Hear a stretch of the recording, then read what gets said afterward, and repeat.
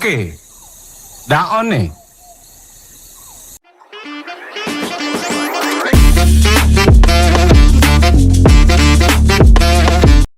Assalamualaikum warahmatullahi wabarakatuh. Bismillahirrahmanirrahim. Alhamdulillahirabbil alamin. Wassalatu wassalamu ala asyrafil anbiya'i wal mursalin wa ala alihi wa sahbihi ajmain. Rabbi shrah li sadri wa yassir li amri wahlul 'uqdatam min lisani yafqahu qawli, amma ba'd. Yang terhormat Bapak Gumilar Irfanullah MSI selaku dosen pengampu mata kuliah Metodologi Studi Islam. Di sini saya akan menjelaskan 3 argumen keberadaan Tuhan Allah. Yang pertama argumen menurut teleologis, yang kedua argumen moral, yang ketiga argumen kalam atau kosmologis. Baik, yang pertama itu argumentasi teleologis. Argumentasi ini menyatakan bahwa kompleksitas dan keteraturan alam semesta ini menunjukkan adanya perancang yang cerdas, seperti jam tangan yang tidak mungkin ada tanpa pembuatnya. Sedemikian pula alam semesta. Alam semesta yang teratur dan kompleks tidak mungkin terjadi secara kebetulan.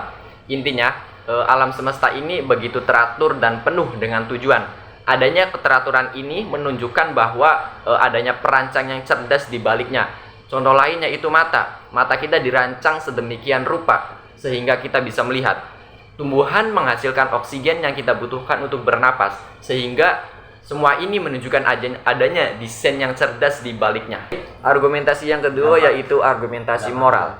Argumentasi moral ini berfokus pada adanya norma dan nilai moral universal yang mengindikasikan adanya sumber moral yang lebih tinggi.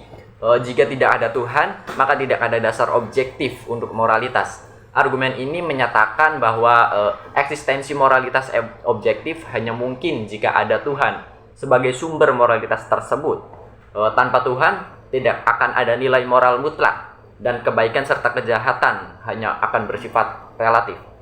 Contoh dari argumen moral ini yaitu keberadaan Tuhan Allah dan kebaikan objektif. Bayangkan bahwa ada nilai moral yang berlaku di seluruh dunia, seperti membunuh orang tak bersalah itu salah, menolong orang lain yang menderita itu adalah baik. Nilai-nilai ini berlaku universal, tidak peduli budaya, tempat, waktu.